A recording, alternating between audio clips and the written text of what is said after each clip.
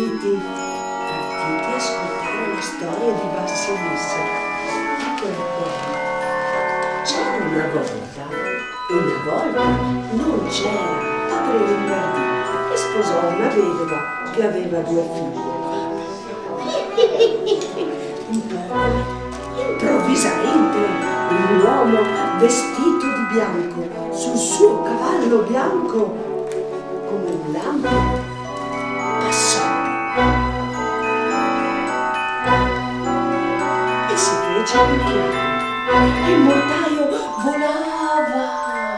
volava nel cielo con i capelli grassi di Baba Yaga e il lungo naso pendeva verso il mento tanto che si toccavano.